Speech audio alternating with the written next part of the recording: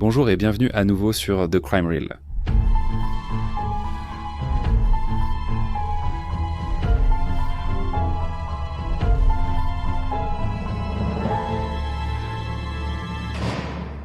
Comme c'est le mois de décembre, j'ai pensé faire une compilation de meurtres survenus en décembre. Alors installez-vous confortablement et écoutez cette longue vidéo. Pour ceux qui célèbrent, joyeux Noël et meilleurs vœux de saison à vous tous. Pour la narration de faits divers de cette semaine, nous allons examiner 3 crimes horribles commis au pays de Galles dans les années 1980 et 1990, et comment l'auteur a finalement été traduit en justice après de nombreuses années d'enquête policière acharnée et d'analyse de médico-légale. Pour ceux d'entre vous qui ont écouté toutes les affaires que j'ai traitées, j'ai couvert cette affaire il y a environ 4 ans. Donc je l'ai réenregistré car je pense que cela pourrait mieux sonner maintenant et il y a quelques mises à jour concernant cette affaire. Revenons maintenant à l'histoire. Richard Thomas était un agriculteur prospère de 58 ans qui vivait dans une grande maison à Scoverston Park avec sa sœur de 54 ans, Hélène. On sait peu de choses sur la vie de Richard et Hélène. Ils étaient des personnes très discrètes. On les a décrits comme timides et gentils. Richard était connu au sein de la communauté agricole locale et on pense qu'Hélène aimait les chevaux. Le dimanche 22 décembre 1985, le temps avait été exécrable toute la journée et Richard et Hélène passaient la soirée chez eux. La maison de maître de 3 étages dans laquelle ils vivaient était située dans une région isolée de Milford Haven, au pays de Galles entourée de campagne. Ce soir-là, une dame du nom d'Anna McEwen conduisait avec sa belle-sœur et elles ont remarqué de la fumée provenant de la maison de Richard et Hélène. En voyant des flammes sortir du toit, elles ont frappé à la porte pour vérifier la présence de quelqu'un, puis sont parties au village le plus proche pour demander de l'aide par téléphone. Le service d'incendie de Dovehead est arrivé rapidement, mais le feu avait déjà entièrement envahi la maison. Le pompier Richard Brock a pu voir Richard Thomas dans l'escalier et a réussi à le traîner dehors peu de temps avant que le toit de la maison ne s'effondre. Richard était déjà mort.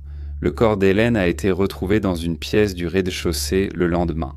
Après enquête, il a été établi qu'elle était allongée sur un lit dans une chambre à l'étage avant que celui-ci ne traverse le plancher durant l'incendie. L'incendie était si intense qu'on ne pouvait déterminer son origine. Cependant, il était clair que l'incendie avait été déclenché intentionnellement à l'aide de diesel. Les autopsies ont révélé qu'Hélène avait été ligotée, bâillonnée, puis abattue d'une balle dans la tête à bout portant. Richard avait également été abattu, recevant d'abord une blessure légère à la tête, suivie d'une blessure mortelle à l'abdomen. La police a travaillé sur l'hypothèse que les meurtres avaient eu lieu lorsque Richard ou Hélène avaient surpris un cambrioleur, puis que l'incendie avait été déclenché pour détruire toute preuve.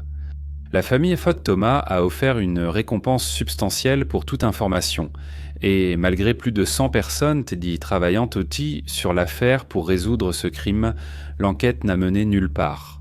4 ans plus tard, à l'été 1989, cette paisible communauté rurale du Pembrokeshire a de nouveau été secouée par un autre crime extrêmement violent. Peter Dixon, âgé de 51 ans, et sa femme Gwenda, âgée de 52 ans, étaient venus d'Oxford pour des vacances en camping au parc de caravane Harleston à Little Haven. Peter était un ancien lieutenant de vol de la Royal Air Force et Gwenda travaillait comme secrétaire. Le couple connaissait très bien cette région du pays, l'ayant visitée à de nombreuses reprises au cours des 15 dernières années. Ils étaient décrits comme un couple gentil, amical et compatissant, menant une vie de famille heureuse.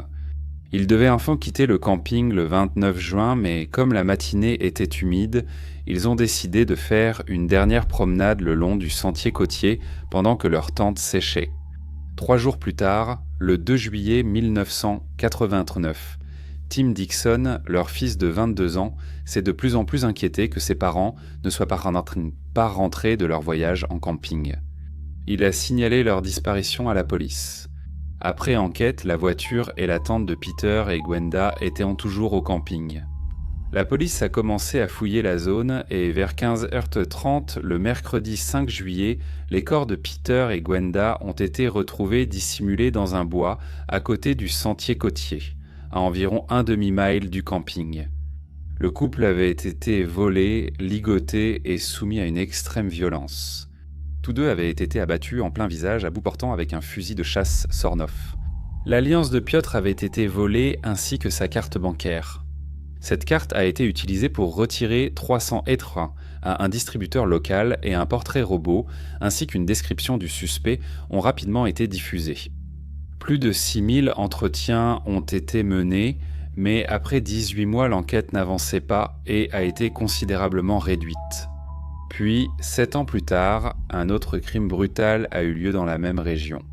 Le 6 mars 1996, 5 adolescents traversaient un champ près de l'école Mount Estate à Milford Haven. Ils ont aperçu un homme qui marchait vers eux et, à mesure qu'il s'approchait, ils se sont rendus compte qu'il était vêtu de vêtements sombres, portait une cagoule et tenait également un fusil de chasse. Il leur a ordonné de s'allonger par terre, tirant un coup de feu en l'air pour les avertir.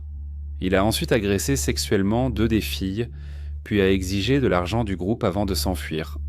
Malgré le travail approfondi de la police de Haverford-West, le crime est resté non résolu. L'année suivante, le 2 décembre 1997, les meurtres de Peter et Gwenda ont été présentés dans un épisode de Crime Watch. C'est une émission de télévision britannique qui reconstitue des crimes majeurs afin de demander au public de l'aide pour résoudre les affaires. Malgré une excellente réaction à l'émission, avec plus de 400 appels du public, l'affaire est restée non résolue. Ce n'est qu'environ 12 ans plus tard, en mai 2009, que quelqu'un a finalement été inculpé pour ces meurtres, agressions sexuelles graves et vol. Voici l'histoire de la vie et des crimes de John Cooper. John est né le 3 septembre 1944 à Milford Haven, dans le Pembrokeshire, au pays de Galles. Lorsqu'il avait 12 ans, il a rencontré une fille du nom de Pat, avec qui il allait plus tard entretenir une relation amoureuse. En 1959, à 15 ans, il quitte l'école, se forme brièvement comme charpentier, puis travaille dans le bâtiment. Il passait d'un emploi à l'autre, passant la plupart de son temps à travailler comme ouvrier agricole occasionnel dans les fermes du Pembrokeshire. Le 11 juillet 1966, il a épousé son amour d'enfance, Pat, et l'année suivante, leur premier enfant est né, un garçon qu'ils ont appelé Adrien, qui deviendra plus tard connu sous le nom d'André, et 2 ans plus tard, ils ont eu une fille nommée Thérèse. La vie de famille des Cooper était malheureuse. Jim était violent et colérique. Dès l'âge de 9 ans, Adrien subissait régulièrement des coups de la part de son père, dont beaucoup entraînaient des blessures physiques graves, sans parler de l'impact mental évident que cela pouvait avoir sur un jeune garçon. Il semblait que Jean prenait plaisir à instiller une peur abjecte à son fils. Une fois, il a forcé un fusil de chasse dans la bouche du garçon et a très lentement et délibérément appuyé sur la gâchette. À l'insu d'Adrien, le fusil de chasse n'était pas chargé. Pourtant, aux yeux du monde extérieur, Jean se présentait comme une personne amusante, charmante et sociable. Il aimait jouer aux fléchettes, prendre un verre et était un grand joueur. C'était quelque chose dont il s'efforçait de montrer le côté amusant à l'extérieur du foyer familial, mais une fois les portes closes, cela devenait bien plus problématique, menant à de la violence et des problèmes d'argent. Cependant, en 1979, John a gagné une voiture Austin Princess et 90 000 livres sterling lors d'un concours Spot the Ball, ce qui équivaudrait aujourd'hui à environ 475 000 livres sterling. Il est rapporté qu'il a donné 10 000 livres sterling de ses gains à des membres de sa famille et qu'il a emmené sa femme en vacances de luxe aux États-Unis. On ne sait pas si leurs enfants les ont accompagnés. À leur retour, ils ont acheté une petite ferme où Jean cultivait de l'orge et sa femme s'occupait des chevaux. Jean a continué à boire et à jouer, et en 1982, Adrien, âgé de 15 ans, a quitté la maison familiale car il ne supportait plus de vivre avec son père violent et agressif. Jean continuait à courir après le prochain frisson du jeu et malgré son gros gain précédent, il n'a pas fallu longtemps avant que la famille ne se retrouve à nouveau à peine capable de joindre les deux bouts. En décembre 1985 ont eu lieu les meurtres d'Hélène et Richard Thomas. Jean habitait à moins d'1 mile et avait déjà travaillé à la ferme que M. Thomas possédait. Il a également été rapporté qu'il était connu pour acheter du foin à Richard Thomas, discutant souvent de manière agressive lors de la négociation du prix. Dans le cadre de l'enquête, Jean a été interrogé par la police.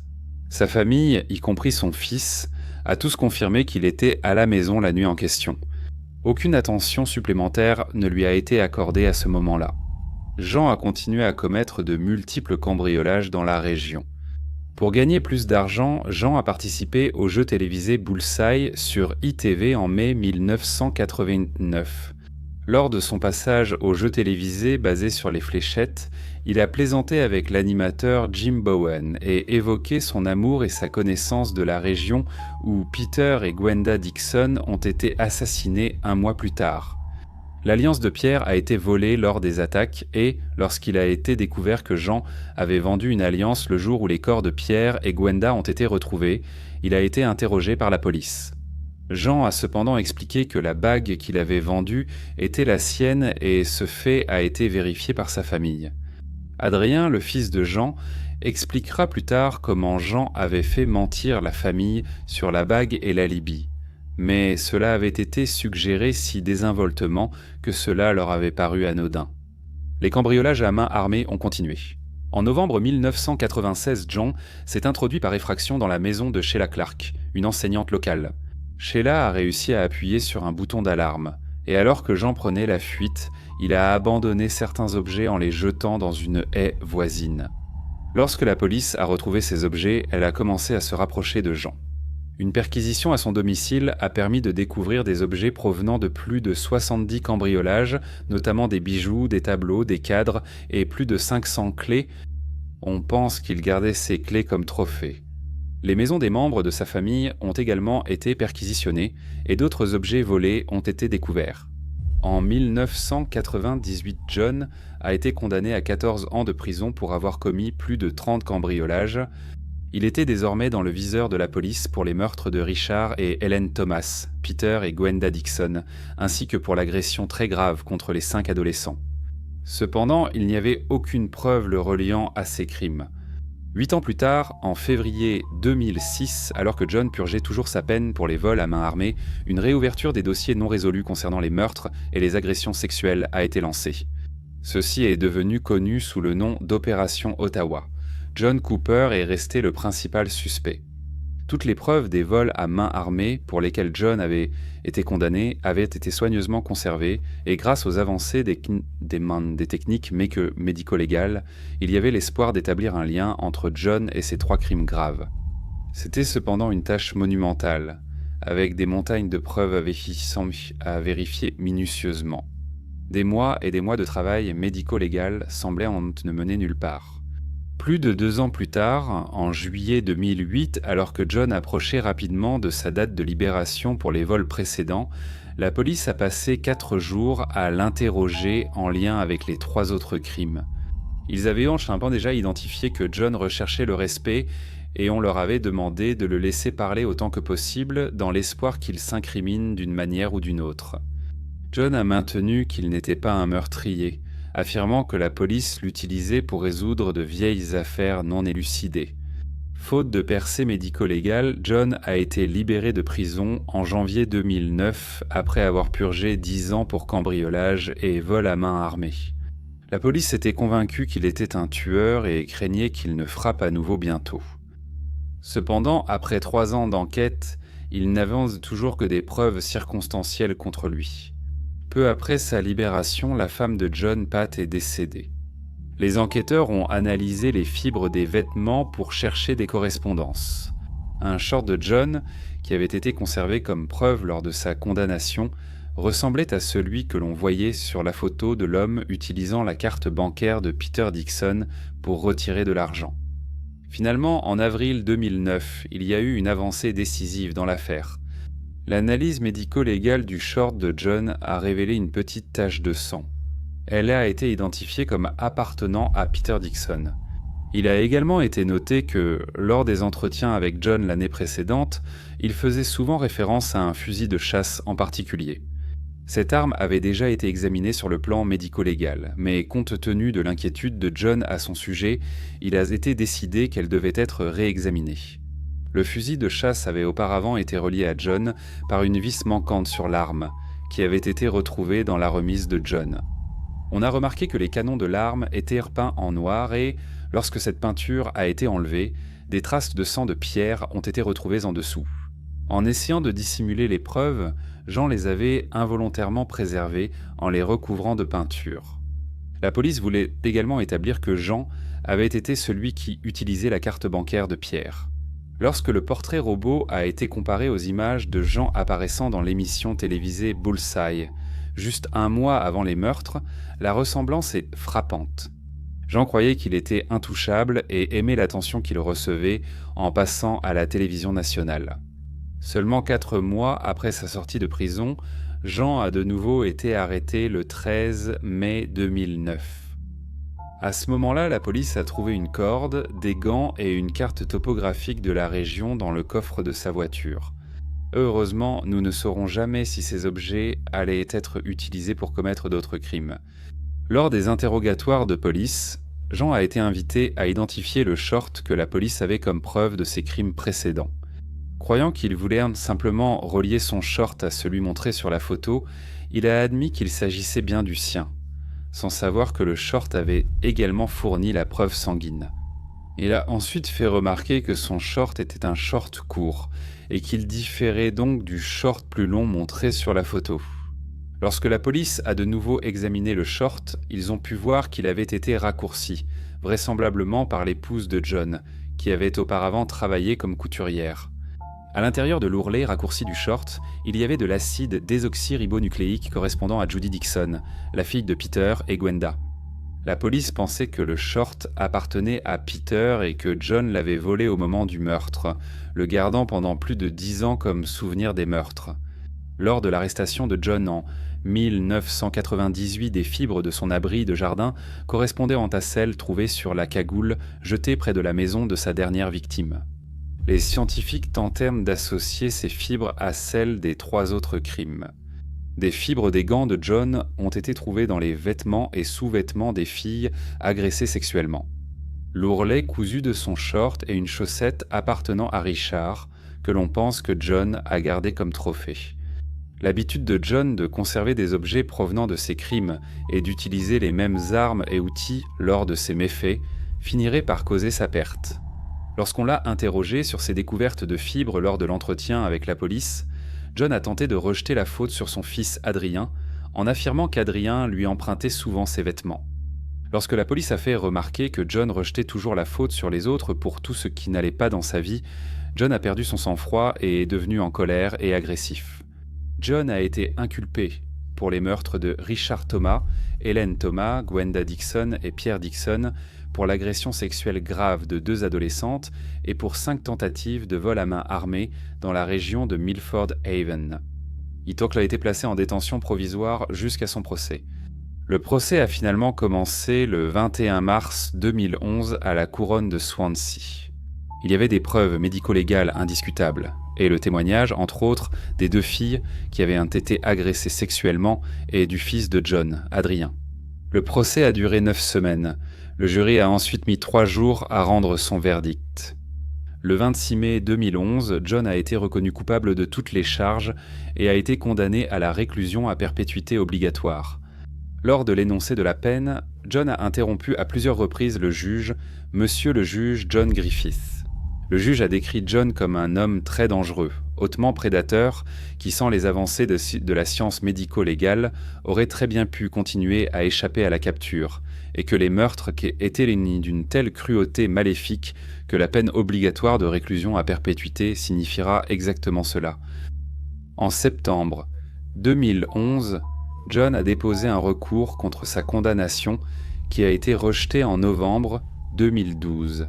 En 2021, ITV a diffusé un drame intitulé « Les meurtres du Pembrokeshire » avec Luke Evans, basé sur cette affaire non résolue et la condamnation qui a suivi. Je vous le recommande vivement si vous en avez l'occasion. Puis, en avril 2023, il a été rapporté que John, aujourd'hui âgé de 78 ans, avait déposé une demande auprès de la commission d'examen des affaires criminelles pour qu'elle réexamine ses condamnations. La commission de réexamen des condamnations criminelles examine les affaires criminelles dans lesquelles des personnes ayant déjà perdu un appel estiment avoir été condamnées ou sanctionnées à tort. Pour que cela puisse avancer, il doit y avoir de nouvelles preuves solides ou un argument qui présente l'affaire sous un angle différent. Les résultats de cette démarche sont toujours en attente et John reste en prison. À l'heure actuelle, il restera en prison dans un lieu tenu secret pour le reste de sa vie. Notre histoire aujourd'hui se concentre sur la famille Swatch de Virginie. Robert et Joanne se sont mariés en 1974 et ont eu 3 enfants ensemble, un fils nommé Jesse et 2 filles, Michelle et Clara. Le père, Robert, était un scientifique de renommée nationale, un expert en biométrie et en recherche sur l'acide désoxyribonucléique et l'un des membres fondateurs de l'Association de biotechnologie de Virginie. On sait peu de choses sur les premières années de la famille, mais en janvier 1997, Joan est décédé après une longue lutte contre le cancer. À cette époque, ses enfants avaient 21, 18 et 16 ans. Évidemment, ce fut une période difficile pour toute la famille, mais Clara en particulier a eu du mal à faire face et, en conséquence, sa relation avec son père s'est détériorée. Elle avait du mal à s'intégrer non seulement à l'école, mais même à la maison. Beaucoup de ses camarades de classe la trouvaient étrange parce qu'elle parlait souvent de la mort, de mettre fin à sa vie et de penser d'automutilation. Des membres de sa famille ont déclaré qu'elle souffrait de troubles bipolaires et son journal intime détaillait une colère profonde envers son père, qui s'est intensifiée au fil des années avec des entrées telles que « Je ressens la haine la plus profonde pour lui, et j'espère qu'il pourrira en enfer si cela existe. Et j'espère qu'il souffrira et comprendra à quel point ses actions sur Terre sont devenues psychotiques. » La profondeur des problèmes dans leur relation était très évidente. En 2001, Clara fréquentait l'université James Madison. À cette époque, normalement, on a rencontré Kyle Holbert, âgé de 18 ans au Festival de la Renaissance du Maryland, et ils se sont immédiatement rapprochés, réunis par leur fascination pour la sorcellerie et l'occultisme. Ensemble avec l'amie de lycée de Clara, Catherine Inglis, âgée de 20 ans, et le petit ami de Catherine, Michael Foll, qui avait 21 ans. Ils ont formé un groupe d'amis extrêmement soudés, comme Clara le dira plus tard, « Nous sommes sociables parmi les antisociaux ». Le groupe s'est soudé autour de leurs obsessions communes pour la fantasy et le surnaturel, les dragons, les vampires, et la sorcellerie. Clara avait créé un jeu de rôle qu'elle appelait « Underworld », qu'elle contrôlait dans son rôle de Seigneur Chaos, et elle se désignait comme une prêtresse païenne du Grand Chaos. Les autres sont également devenus membres du jeu de rôle Fantastique, avec Kyle qui voulait être un vampire et un guerrier ninja. Clara a dit à Kyle que son père l'a maltraité physiquement et émotionnellement, qu'il empoisonnait sa nourriture, en particulier qu'il avait empoisonné des côtelettes de porc qu'il avait cuisinées pour elle et qu'il avait imbibé des citrons d'acide sulfurique. Elle affirmait que Robert la frappait et lui tirait les cheveux. Kyle croyait qu'il devait protéger Clara. Le 8 décembre 2000, Kyle, Michael et Catherine avaient fait des courses avant de se rendre à la ferme isolée de Robert à Leesburg, en Virginie, arrivant vers 17h15. Catherine et Michael savaient que Kyle avait dit qu'il avait un travail à faire et que pour Kyle, un travail signifiait un assassinat. Michael et Catherine ont attendu dans la voiture pendant que Kyle frappait à la porte. Robert a répondu et a laissé Kyle entrer dans la maison. 2 jours plus tard, le 10 décembre 2001, le corps de Robert a été découvert. Il avait été poignardé plus de 30 fois avec une épée de 60 cm et un X avait été gravé à l'arrière de son cou. Les autorités disaient que le meurtre avait des connotations occultes. Au début de l'enquête, la police a rapidement découvert que Michelle avait appelé une dépanneuse près de la maison de Robert vers l'heure du meurtre. Michelle et Catherine ont été amenés pour être interrogés. Ils ont rapidement avoué leur implication. Le 11 décembre, Catherine a fait une déclaration de 10 pages à la police impliquant Clara dans le meurtre de son père. Catherine a déclaré que Clara avait déjà eu une conversation avec elle-même, Michelle et Kyle, au sujet de son désir de faire tuer son père, et elle a répété les accusations de Clara concernant des abus physiques et émotionnels. Il convient de noter que le père de Robert a déclaré qu'il ne croyait pas que son fils avait abusé de Clara. La police a trouvé plusieurs conversations en ligne entre Clara et Kyle, enregistrées dans un dossier intitulé UW People, ce qui signifie « gens du milieu ». Les autorités pensent que c'est dans ces conversations que Clara a encouragé Kyle à commettre le meurtre en utilisant le mot Thai Tango Alpha Yankee comme mot de code pour meurtre. À un moment donné, elle a dit que si Kyle tuait son père, tout ce que je demande, c'est que cela ne remonte pas jusqu'à moi. Clara, Kyle, Catherine et Michael ont tous été arrêtés et inculpés pour le meurtre de Robert. Kyle a avoué avoir tué Robert, déclarant qu'il l'avait fait pour protéger Clara des abus présumés de Robert. J'ai toujours dit à Clara que je la protégerais. J'ai pensé à le tuer quand les visions sont devenues incontrôlables. Je ne pouvais plus dormir sans le voir faire quelque chose à Clara. L'affaire de Clara fut la première des 4 jugés. En octobre 2002, les jurés ont été chargés de décider si Robert avait été tué dans un complot orchestré par sa plus jeune fille, ou si c'était Kyle qui avait pris les propos de jeu de rôle de son ami pour un ordre de tuer. L'accusation a présenté une affaire décrivant une jeune femme manipulatrice qui a utilisé son jeu de rôle pour convaincre ses amis, en particulier Kyle, dont l'état mental était vulnérable, de tuer son père. Le procureur a déclaré que, ne vous y trompez pas, c'est elle qui dirigeait, elle était la souveraine de l'ombre. La défense a cependant affirmé qu'en raison de la maladie mentale de Kyle, il avait mal interprété les conversations avec Clara qui ont eu lieu au cours du jeu. Ils ont également soutenu qu'il était juridiquement impossible de conclure un complot avec une personne qui pourrait être légalement considérée comme folle. Lorsque les témoins ont été appelés, Kyle a refusé de témoigner contre Clara, invoquant son droit d'éviter l'auto-incrimination. Bien que sa confession précédente ait clairement désigné Clara comme l'instigatrice du crime, une grande partie de sa crédibilité a été perdue en raison de ses propos sur des voix qu'il entendait provenant de personnages de l'au-delà, sabbat et ordre.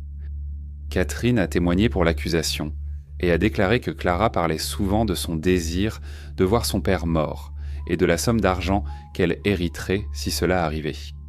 L'accusation a fait devenir un témoin du nom de Patrick House, un autre ami de Clara, qui a affirmé qu'elle avait tenté de le recruter pour assassiner son père.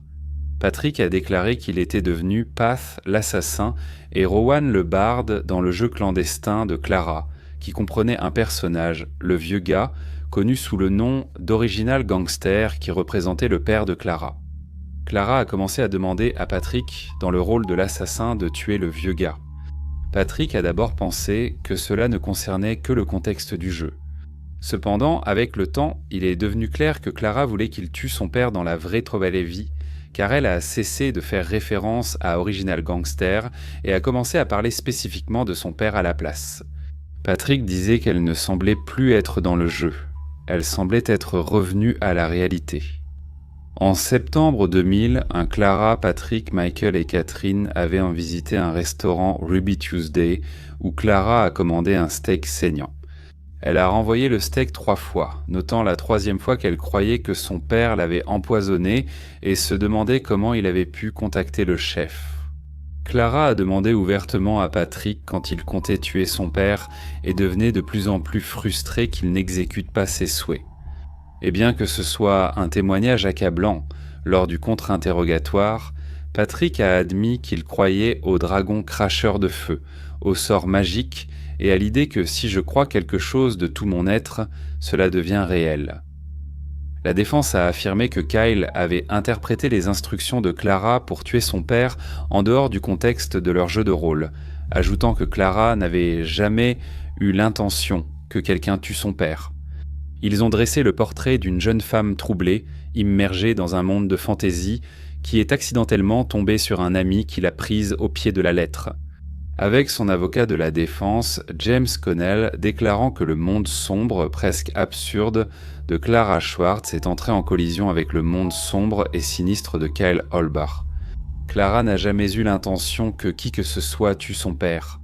L'oncle de Clara, Christopher Schwartz, un des rares à l'avoir soutenu lors du procès, a témoigné que sa nièce était perturbée depuis des années.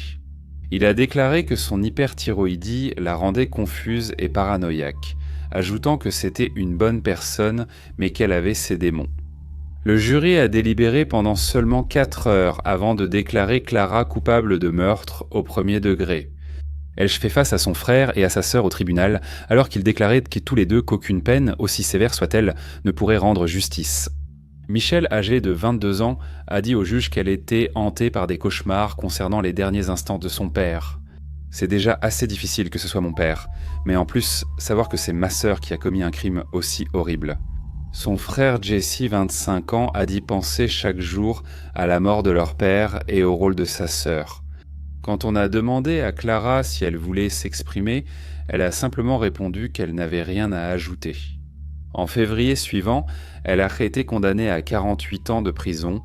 Clara a fait de nombreuses tentatives infructueuses pour faire appel de sa condamnation et elle est actuellement incarcérée au centre correctionnel pour femmes de Fluvanna en Virginie où sa date de libération provisoire est fixée au 2 novembre 2043.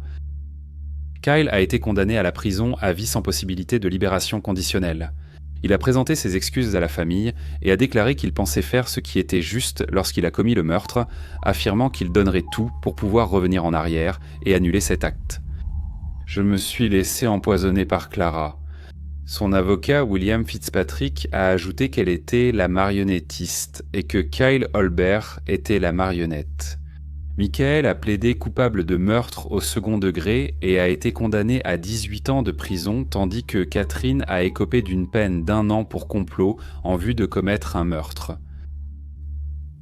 Pour la vidéo d'aujourd'hui, nous allons nous intéresser à un tueur en série du pays de Galles qui a semé la terreur dans des communautés galloises bien plus connues pour leur sécurité, leurs belles plages, leurs lacs et leurs montagnes.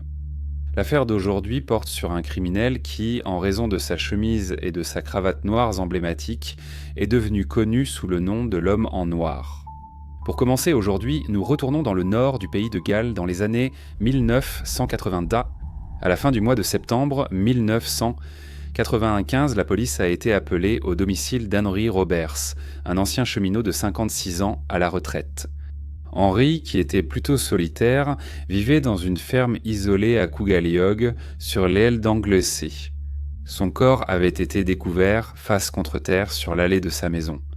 L'autopsie révélerait qu'Henry avait été brutalement poignardé à mort avec ce que l'on pensait être un couteau de ménage de 12 cm de long.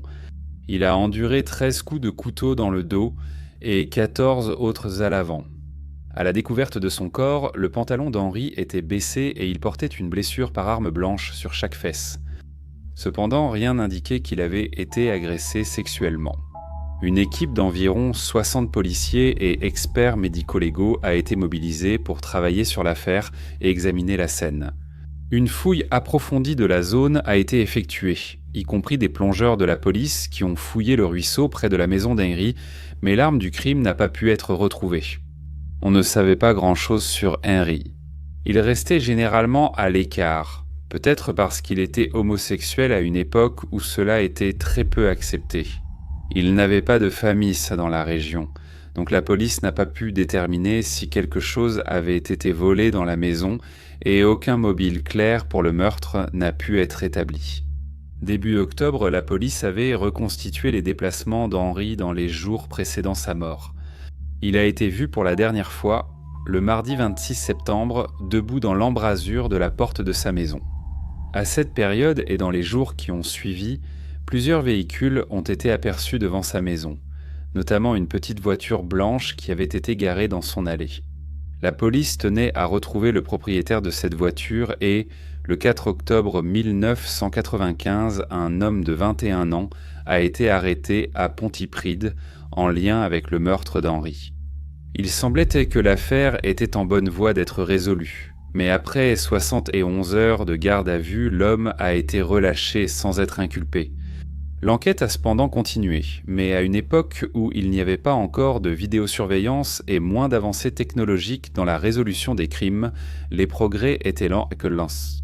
En novembre de cette année, un autre meurtre a eu lieu. Le matin du 30 novembre 1995, le corps de Keith Randall, âgé de 49 ans, a été découvert sur le chantier de réfection de la route à Anglesey où il travaillait. Lui aussi avait été brutalement poignardé à mort.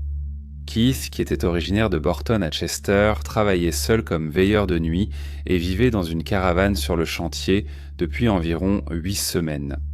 C'était un père divorcé et aussi un grand-père, et il a été établi que sa fille, Lisa, avait eu une conversation téléphonique avec lui vers 21h la veille de la découverte de son corps. Elle a dit que son père était de bonne humeur et qu'il avait hâte de rentrer chez lui pour Noël. Keith lui a dit qu'il prévoyait de sortir acheter du poisson frites pour le dîner. Un homme ressemblant à Keith a été aperçu dans une poissonnerie de la vallée, à 15 minutes en voiture, entre 21h15 et 21h45 ce soir-là. Keith est mort de plusieurs coups de couteau portés avec une lame d'environ 20 cm sur 2,5 cm s'émançant. Il était évident qu'il y avait eu une violente bagarre à l'intérieur de la caravane. Elle était en désordre, avec beaucoup de sang sur le sol. La première personne qui est tombée sur le corps de Keith lui a remonté son pantalon pour préserver sa dignité. Il n'y avait aucune preuve d'agression sexuelle. Des enquêtes de porte à porte ont été menées dans la région de Langefny, accompagnées d'une fouille minutieuse du chantier. La police a de nouveau identifié plusieurs voitures qu'elle souhaitait retrouver, notamment une Ford Cortina bleu foncé, une Escort XR 3i rouge, une fourgonnette Ford Transit et une voiture blanche qui était peut-être une Peugeot. Plusieurs objets manquaient dans la caravane. Le téléphone portable Vodafone qui a été utilisé pour la dernière fois lorsque Keith a parlé à sa fille le soir du meurtre, un magnétoscope Mitsubishi dont la police possédait le modèle et le numéro de série, ainsi qu'une radio Roberts. Le meurtre de Keith a été enquêté séparément de celui de Henry, tout en reconnaissant que les deux décès pouvaient en être l'œuvre du même tueur. 6 hommes âgés de 17 à 31 ans ont rapidement été placés en garde à vue dans les commissariats de Bangor et de Holyhead. Après interrogatoire, ils ont tous été relâchés sans inculpation. Le 9 décembre, il a été rapporté qu'un homme de 28 ans était interrogé en lien avec la mort de Henry. Nigel Owens, un chauffeur de taxi de Holyhead, a comparu devant le tribunal le 12 décembre et a été inculpé du meurtre de Henry. Alors qu'il semblait que l'affaire de Henry touchait à sa fin, la police de la communauté a été choquée lorsqu'un peu plus d'une semaine plus tard, il y a eu un autre meurtre. En décembre, la police a reçu un signalement de disparition. Sheila Davies était de plus en plus inquiète après que son mari Anthony, connu sous le nom de Tony, n'était pas rentré à la maison après avoir rendu visite à sa tante. Anthony était un père de 2 enfants âgés de 40 ans qui avait vécu à Lisfan toute sa vie. C'était un homme heureux et travailleur qui avait travaillé dans la boulangerie locale pendant de nombreuses années avant de devenir assistant au crématorium de Colony Bay, quelques années plus tôt. Il ne fallut pas longtemps avant que la Ford Escort bleue de Tony soit retrouvée garée près de la digue à la plage de Pantan, à Abergele. À une courte distance de là, le corps de Tony a été découvert près du bord de l'eau. Il avait été poignardé à plusieurs reprises lors d'une attaque horrible. Le 20 décembre, lors d'une conférence de presse, Sheila a supplié qu'on l'aide à retrouver le meurtrier de son mari. Trop bouleversé pour parler, le frère de Tony, Michel, a demandé de l'aide. « Nous voulons demander au public d'aider autant qu'il le peut. Antoine ne méritait pas de mourir ainsi, alors si quelqu'un peut aider, qu'il se manifeste. » La zone où le corps de Tony a été retrouvé était connue pour être un lieu de rendez-vous pour les homosexuels. Malgré les informations diffusées dans les médias à l'époque, il n'y avait aucune preuve suggérant que Tony était homosexuel, ce que la famille a toujours nié. Cependant, la police a travaillé sur la théorie selon laquelle Tony aurait eu des relations homosexuelles au moment de sa mort et a compris qu'elle devait solliciter l'aide de la communauté homosexuelle. À cette époque, de nombreux hommes homosexuels craignaient d'être révélés comme faisant partie de la communauté gay.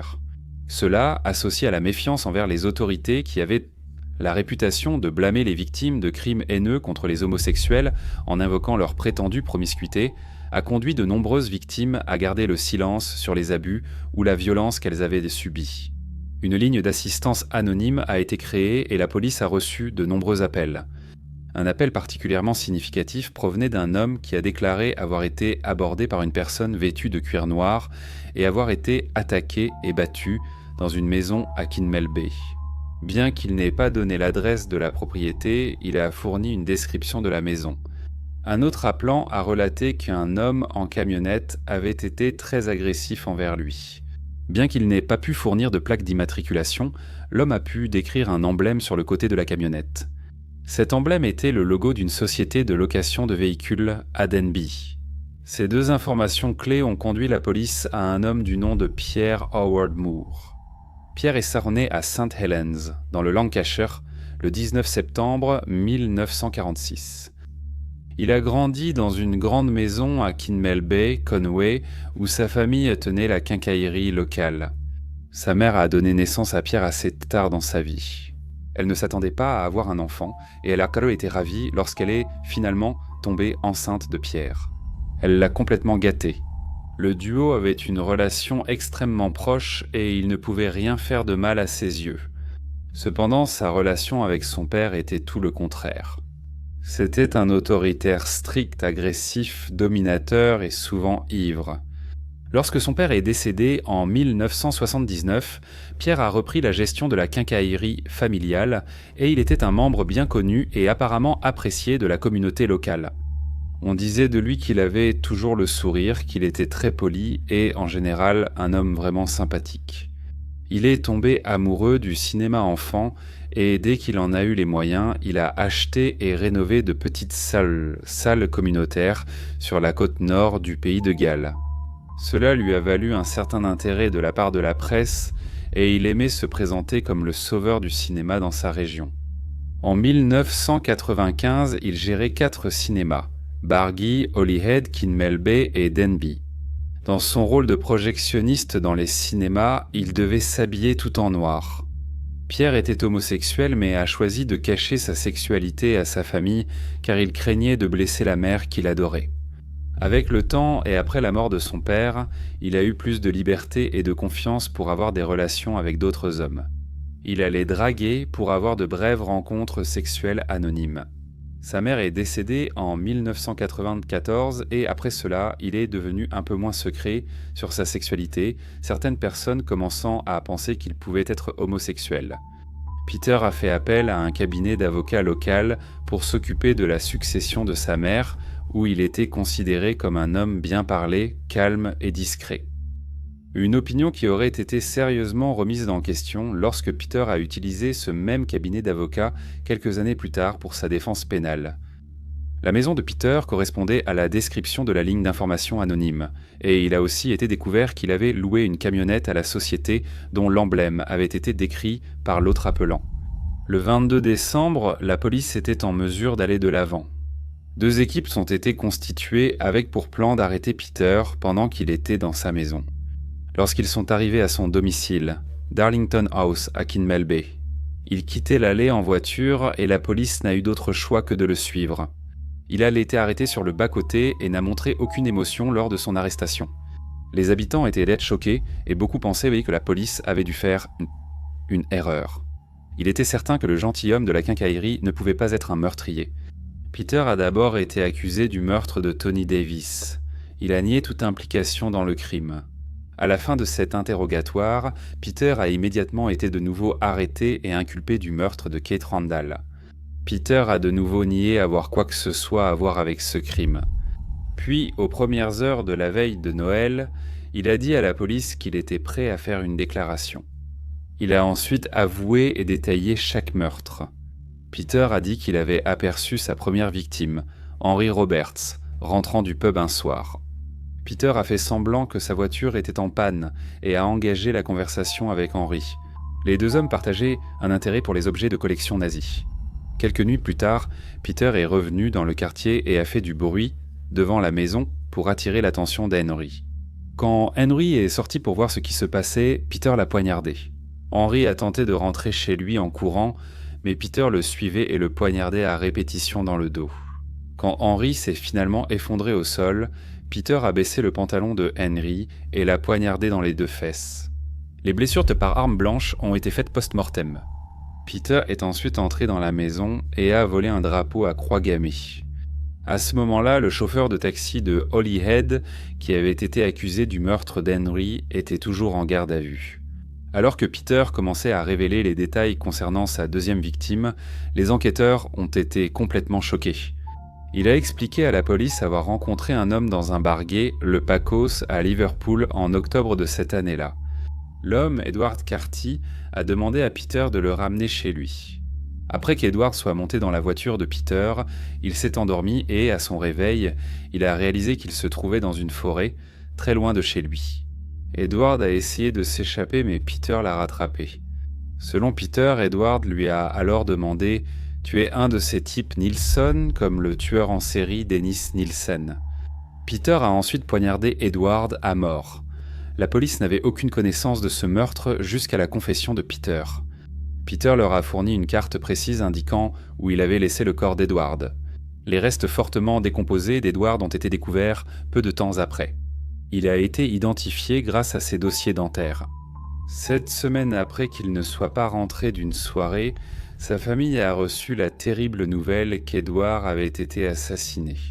La troisième victime, Keith Randall, était un autre meurtre purement opportuniste.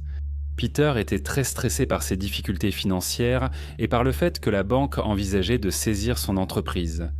Peter a trouvé que tuer des gens lui permettait de relâcher la pression.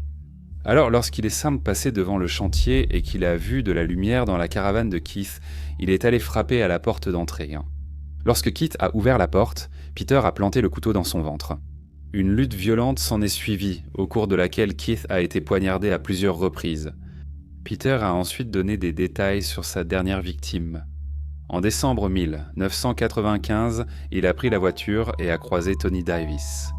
Après une courte conversation avec Tony, Peter a sorti un couteau et a commencé à le poignarder à plusieurs reprises.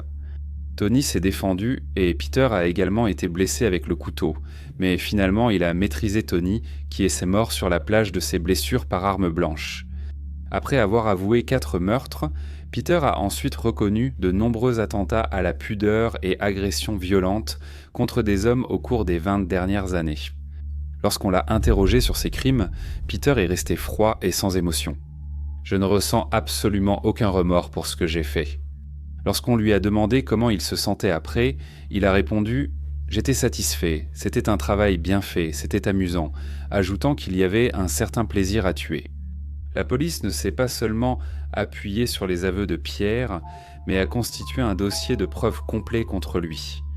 Ils ont déterminé que, pour que Pierre soit sexuellement satisfait, il devait dominer l'autre partie à la fois psychologiquement et physiquement. Avec le temps, il avait besoin d'augmenter le niveau de violence pour obtenir le même plaisir, et les meurtres ont commencé. Une fouille du domicile de Pierre a révélé que chaque pièce, à l'exception de la chambre de sa mère qui était restée intacte depuis le jour de sa mort, était consacrée au sadomasochisme.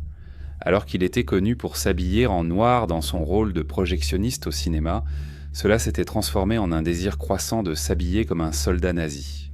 Bottes noires, manteau et pantalons longs en cuir. La police a aussi découvert du sang sur les murs, une veste de Tony, le magnétoscope lié au meurtre de Keith et le drapeau à croix gammée pris chez Henry. De plus, au moment de son arrestation, la police a trouvé un couteau dans la voiture de Pierre qui s'est avéré plus tard porter le sang de Tony. Malgré toutes les preuves contre lui et ses aveux complets, le 3 janvier 1996, Pierre a déclaré à la police qu'il avait en fait tout inventé et qu'il était un simple témoin innocent des crimes. Il a ensuite prétendu que les meurtres avaient été commis par son amant homosexuel imaginaire, Jason, qu'il avait nommé d'après le tueur des films, Vendredi 13, des films qu'il projetait souvent dans sa chaîne de cinéma. Pierre a poursuivi cette ligne de défense lorsque l'affaire a été jugée, au cours de laquelle il s'est comporté comme si la procédure était amusante et divertissante pour lui. Après 4 semaines de témoignages, le jury a délibéré pendant seulement 3h30 avant de déclarer Pierre coupable de 4 chefs de meurtre. En novembre 1996, il a été condamné à la réclusion à perpétuité avec la recommandation qu'il ne soit jamais libéré. Le juge a déclaré « Vous étiez responsable de 4 meurtres sadiques. À aucun moment vous n'avez montré le moindre remords ou regret pour ces meurtres, ni pour les 20 années de violence qui les ont précédés. Je vous considère comme l'un des hommes les plus dangereux qu'il soit possible de rencontrer. » Son avocat se souviendra plus tard d'une partie de la confession de Pierre qui l'a particulièrement marqué, affirmant qu'il nous a raconté comment il avait repéré un homme qu'il voulait tuer en conduisant autour de Langefny, mais qu'il n'avait pas pu s'arrêter à cause du sens unique. Quand il est revenu au même endroit, l'homme était parti. Premièrement, je suis stupéfait par l'esprit d'un homme qui respecte un panneau de sens unique, mais ne voit aucun problème à commettre un meurtre. Et deuxièmement, que cet homme, qui qu'il soit, ne saura jamais à quel point il a eu de la chance. En avril 2000, Pierre était de nouveau au tribunal, cette fois pour réclamer des dommages-intérêts aux personnes à qui il avait confié sa maison et ses biens. 2 de ses amis, Léon Bradshaw et Pauline Pridourche, ont été chargés de s'occuper de la propriété et ont reçu l'autorisation de vendre certains objets. Mais Pierre leur avait remis une liste des objets à garder. Pierre a découvert que le couple avait tout pris dans la maison et avait également dépouillé le bâtiment, allant jusqu'à arracher les éviers et les planchers en bois franc. Il a obtenu près de 13 000 livres sterling de dommages et intérêts pour la perte de biens, allant de meubles anciens et d'affiches de cinéma à des nains de jardin et des boîtes de conserve. L'année suivante, Pierre est de nouveau apparu au tribunal, cette fois pour réclamer 160 000 livres sterling de dommages et intérêts à la police du nord du pays de Galles, qu'il accusait de ne pas avoir protégé sa maison après son arrestation en 1995. Cette fois, l'affaire a été rejetée au motif qu'il n'avait aucune chance réaliste de gagner un procès. En 2011, il a contesté devant la Cour européenne des droits de l'homme sa peine de réclusion à perpétuité incompressible, car ces peines étaient interdites en Europe. Au début de l'année suivante, il a été annoncé que cet appel avait échoué.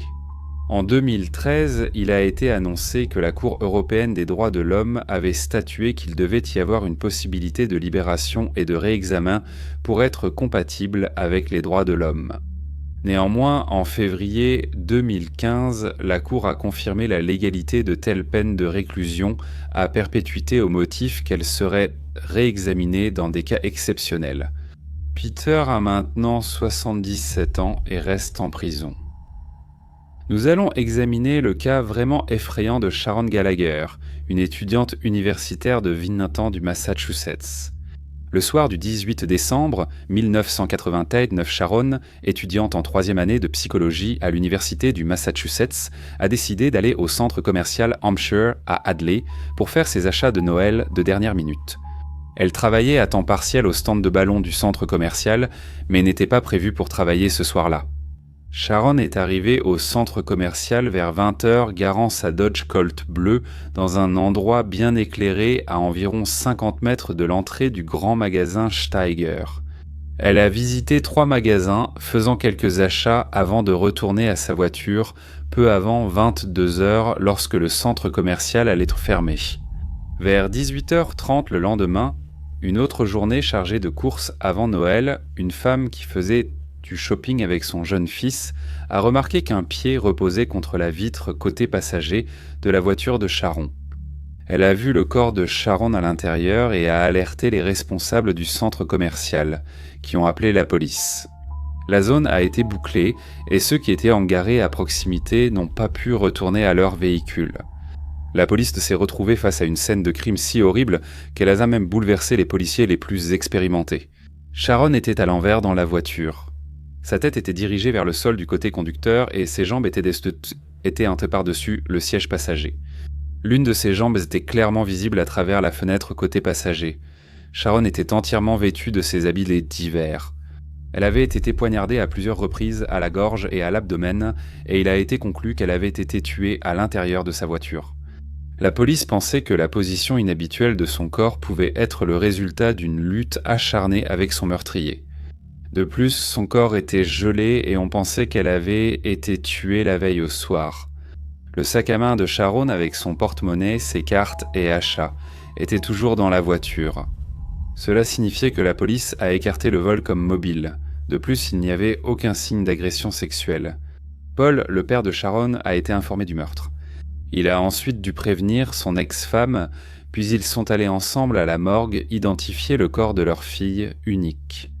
L'autopsie a confirmé que Sharon était morte de multiples coups de couteau à la gorge et au torse, la blessure la plus grave ayant provoqué une lésion majeure des vaisseaux près de son cœur. Sa mort a été estimée vers 22 heures la veille, et son corps est resté plus de 20 heures sur le parking du centre commercial, lors de la période de shopping la plus chargée de l'année. Lorsque la nouvelle du meurtre s'est répandue, plusieurs personnes ont rapporté avoir vu le pied de Sharon à la fenêtre de la voiture en passant, mais ont supposé à tort qu'elle réglait la radio et n'ont donc rien fait. La police a déclaré qu'il aurait fallu regarder directement à l'intérieur de la voiture pour voir ce qui s'était passé. Au début de l'enquête, il est devenu évident que Sharon n'avait aucun ennemi. C'était une jeune femme appréciée qui avait obtenu son diplôme de Framingham High School en 1987. Son proviseur adjoint du lycée l'a décrite comme une jeune femme brillante, pleine de vie, merveilleuse et une bonne élève. Sharon est ensuite allée à l'université du Massachusetts, où elle était en 3e année de psychologie, ainsi qu'assistante de recherche et assistante d'enseignement au département de psychologie. La nuit de son meurtre, elle aurait déjà dû rentrer chez elle pour Noël, mais elle était restée sur le campus pour aider à corriger des copies. Sharon était proche de ses 2 parents et leur parlait plusieurs fois par semaine. Elle avait beaucoup d'amis, aimait le sport, enseignait l'aérobic, faisait du bénévolat et avait une moyenne parfaite de 4,0 étant la première de sa classe. Elle s'intéressait à la psychologie, au droit et à l'espagnol et devait passer le semestre suivant à étudier à l'université de Séville en Espagne. L'un de ses professeurs d'université, Robert Feldman, l'a décrite comme étant bien au-dessus de la moyenne des étudiants en intelligence, en habitude de travail et en centre d'intérêt. Sa mère et son père l'ont décrite comme le rêve de tout parent. Elle avait grandi dans une famille axée sur l'entraide. Ses 2 parents avaient étudié la psychologie, sa mère étant devenue enseignante et son père, le chef adjoint des services de probation au tribunal de district de Framingham. Son grand-père paternel était détective à Cambridge et avait arrêté l'étrangleur de Boston, Albert DiSalvo. Sharon vivait dans la maison de la société High Omega à l'université avec environ 50 autres jeunes femmes. Elle adorait l'ambiance familiale bruyante et s'était fait beaucoup d'amis. Elle avait également commencé à sortir récemment avec un jeune homme. Au fur et à mesure que l'enquête avançait, la police a exhorté le public à fournir toute information possible. La famille, les amis, les connaissances et le petit ami de Sharon ont tous été interrogés et écartés comme suspects. La possibilité subsistait qu'il s'agisse d'une attaque aléatoire perpétrée par un parfait inconnu, ce qui rendait donc l'enquête encore plus difficile. Les employés du centre commercial étaient nerveux, surtout lorsqu'ils allaient ou revenaient du parking du personnel mal éclairé. Au 21 décembre, plusieurs centaines d'appels avaient été enregistrés avec des informations relatives au crime. 2 jours avant Noël, Sharon a été inhumée au cimetière Saint-Étienne à Framingham. La cérémonie a réuni des centaines de personnes en deuil, y compris de nombreuses sœurs de la sororité de Sharon. La police a travaillé sans relâche, poursuivant toutes les pistes et explorant toutes les voies possibles liées au crime. Cela pourrait-il être lié à une attaque similaire contre une femme dans le Connecticut ? Un automobiliste avait été aperçu dans la région, demandant de l'aide pour démarrer sa voiture au moment même du meurtre. Aurait-il pu être impliqué ou avoir vu quelque chose d'utile ? Y avait-il un lien avec plusieurs appels téléphoniques obscènes que des employés du centre commercial avaient reçus les semaines précédentes ? Le meurtre est-il lié à des signalements sur une femme ayant vécu une rencontre inquiétante dans sa voiture la même nuit que le meurtre ? Le meurtre pourrait-il être lié à un homme ayant visité un magasin à Northampton, observant des poignards et agissant de façon suspecte ? Malgré ces pistes et bien d'autres, ainsi que de nombreux suspects, la police n'a pas pu établir de lien solide entre la mort de Sharon et l'un des auteurs possibles. Au début de l'année suivante, il a été rapporté qu'un client aurait pu être témoin du meurtre mais l'aurait écarté sans se rendre compte de ce qu'il avait vu. Alors qu'elle attendait que son compagnon utilise le distributeur automatique, une femme a cru voir un couple se disputer avant que l'homme ne s'éloigne en direction du McDonald's. Avec l'aide de l'hypnose, la femme a pu donner une description détaillée de l'homme, y compris des détails précis qui ont amené la police à croire que ces informations étaient crédibles. Elle a décrit un homme blanc, supposé avoir une vingtaine d'années, mesurant entre 1,73 mètres et 1,78 mètres. Il avait les cheveux courts et clairs, un visage et un nez fin et une silhouette mince. L'homme portait un manteau long en laine sombre et un bonnet de ski foncé avec une tache blanche au centre. Un portrait robot a été diffusé, ce qui a entraîné la réception de centaines d'appels supplémentaires par la police. Cependant, l'enquête continuait à se heurter à des impasses les unes après les autres. En mai 1990, une femme de 35 ans, Cheryl Kozilek, a été retrouvée étranglée à mort sous une couverture sur la banquette arrière de sa voiture au centre commercial Emerald Square à North Attleboro, qui se trouvait à environ 160 km de l'endroit où Sharon a été assassinée. Cela aussi a été examiné et il a été conclu qu'il n'y avait aucun lien avec la mort de Sharon. Malgré tous les efforts déployés, aucun progrès n'a été réalisé. Puis, en février 1991, il a été rapporté qu'un détenu de la prison du comté de Hampshire, du nom de William G. Schuman, qui attendait son procès pour avoir incendié le bâtiment du service de santé mentale de la région de Northampton, avait avoué le meurtre de Sharon. Dans une lettre datée de janvier 1991, il a déclaré qu'il avait rencontré Sharon sur le campus et, même s'il ne l'aimait pas, il avait continué à lui parler, ajoutant que lorsqu'elle lui avait dit qu'elle étudiait la psychologie, cela lui avait suffi à entendre et que, selon lui, en tant qu'étudiante en psychologie, elle serait devenue une tortionnaire et une meurtrière. En fait, elle exerçait déjà son métier alors qu'elle était à l'université. Dans la lettre, il a déclaré qu'il l'avait poignardée plusieurs fois.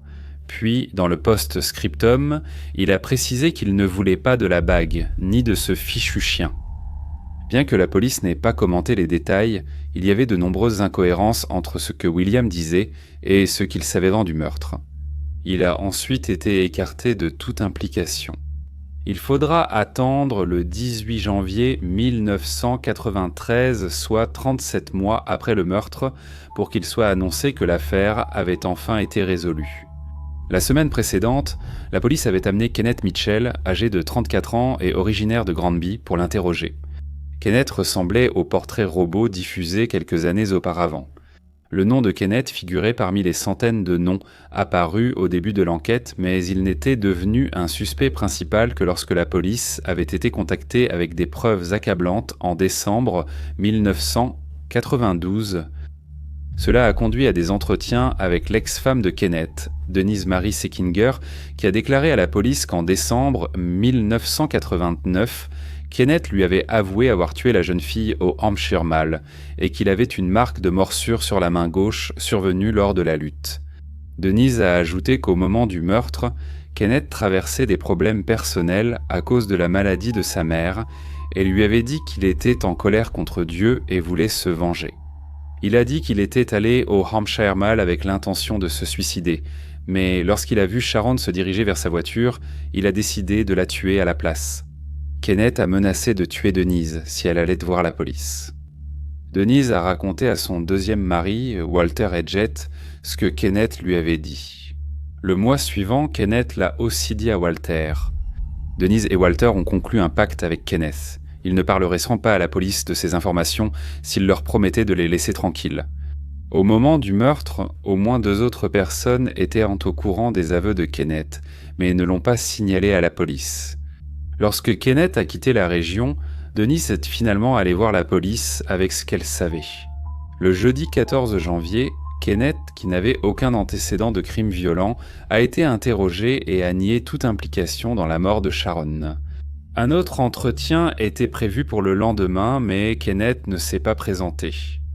Son corps a été retrouvé dans une chambre de motel le dimanche 16 janvier. Il s'était donné la mort dans un acte que la police pense être peu lié à la culpabilité et entièrement lié à la certitude qu'il allait se faire attraper. Kenneth a laissé une note de 6 pages avec une confession détaillée admettant le meurtre de Sharon. Le meurtre avait été totalement aléatoire et sans mobile. Cela aurait pu arriver à toute personne sortant du centre commercial à ce moment-là. La découverte de son corps a mis fin brusquement à plus de 3 ans d'enquête et a apporté un soulagement évident que l'affaire ait enfin été résolue. Mais avec cela, une certaine frustration subsistait, car la police n'a jamais pu obtenir toutes les réponses qu'elle cherchait désespérément. Notre première affaire aujourd'hui examine la vie et les crimes de Leslie Grantham, qui était bien mieux connu sous le nom du personnage qu'il incarnait dans EastEnders, Dan Watts le Sale. Dan Watts était un personnage emblématique dans les débuts du feuilleton de la British Broadcasting Corporation EastEnders.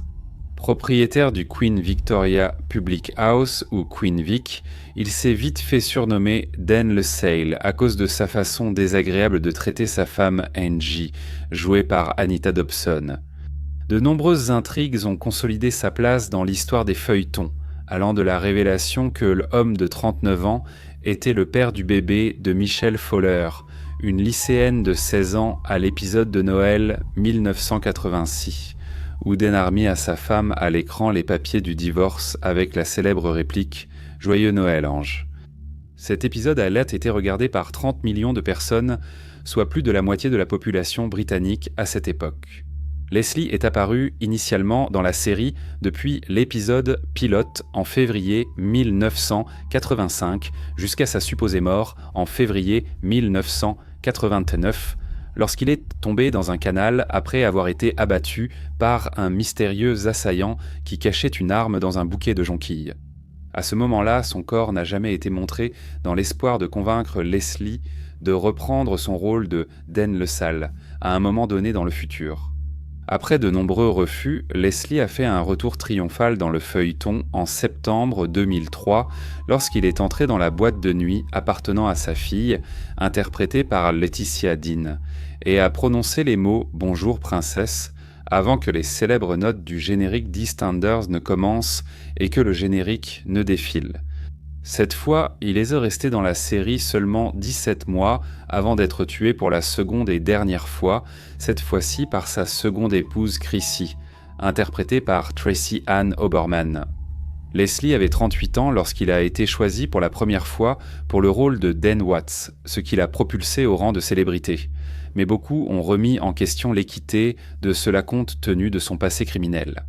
Né à Camberwell, Londres, en avril 1947, Leslie Michael Grantham s'est engagé dans le régiment des Royal Fusiliers de l'armée britannique à l'âge de 18 ans.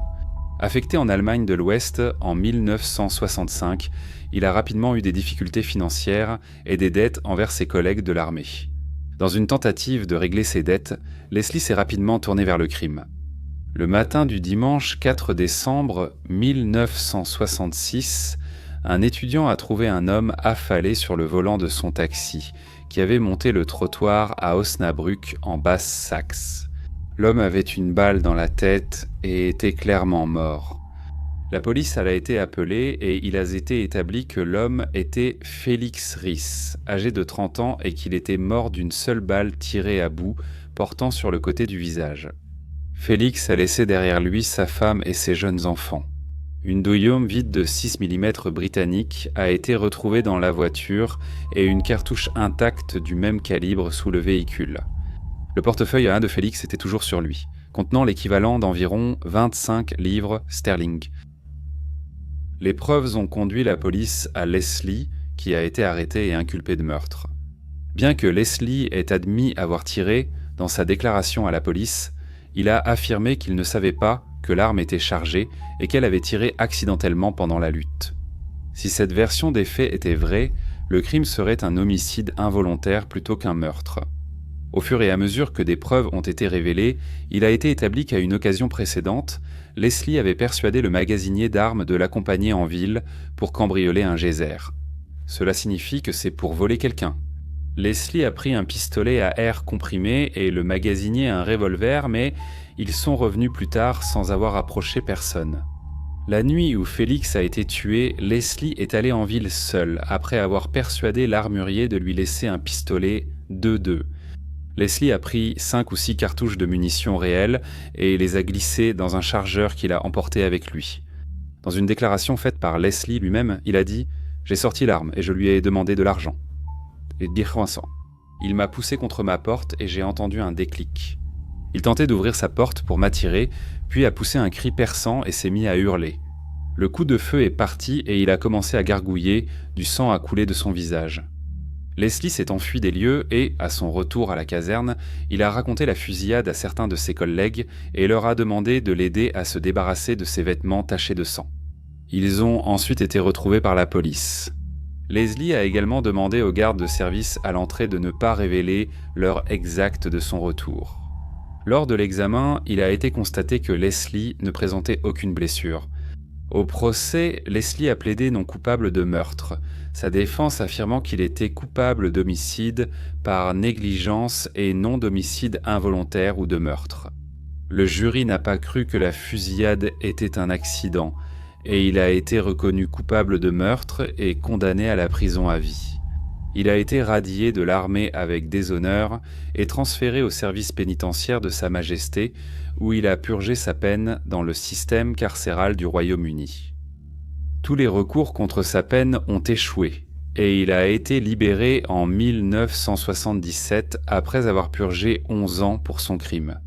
Pendant son séjour en prison, il a développé une passion pour la scène, apparaissant dans plusieurs pièces de théâtre pour les détenus et les membres du public.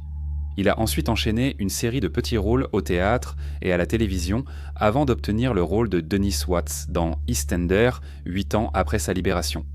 En 1987, il a été rapporté que les acheteurs de télévision allemands avaient refusé de diffuser EastEnders, jugeant qu'il serait très insensible pour cette femme de voir chaque semaine à la télévision l'homme ayant tué son mari.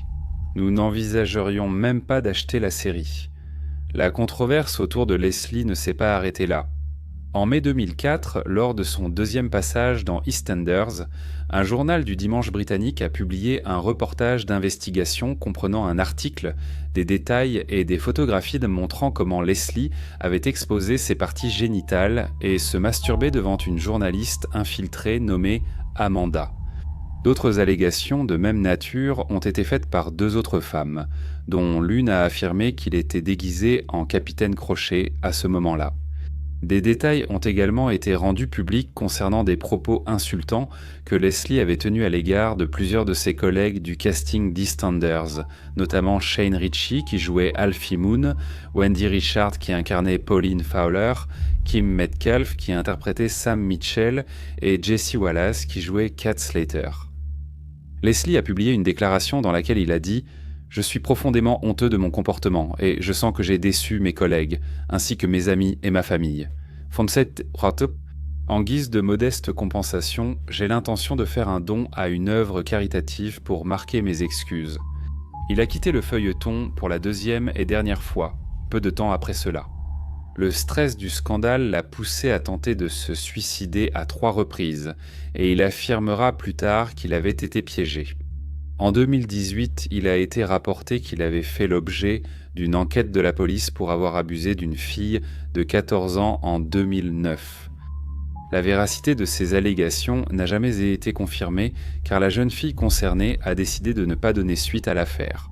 Après avoir quitté définitivement EastEnders, il a continué à apparaître sporadiquement dans divers programmes télévisés et productions théâtrales, mais n'a jamais retrouvé le succès et la reconnaissance de son personnage, Dirty Dan. Leslie est décédé le 15 juin 2018 d'un cancer du poumon. Il avait 71 ans et d'après les rapports, il était presque ruiné à sa mort. Dans une interview accordée au Sunday Telegraph en 1989, Leslie aurait déclaré « Je ne sors pas pour agresser des vieilles dames, je ne moleste pas les enfants, je mène simplement ma vie en tant que père, mari et travailleur. » Interrogé sur le meurtre dans une autre interview, il a déclaré « C'est quelque chose que je devrais emporter dans la tombe. Je dois affronter cela. J'aimerais penser que j'ai apporté une contribution à la société depuis, mais je ne peux pas changer ce qui s'est passé. Je dois vivre avec ce que j'ai fait chaque jour de ma vie. Merci beaucoup d'avoir écouté Le Crime Réel. Prenez soin de vous. Au revoir.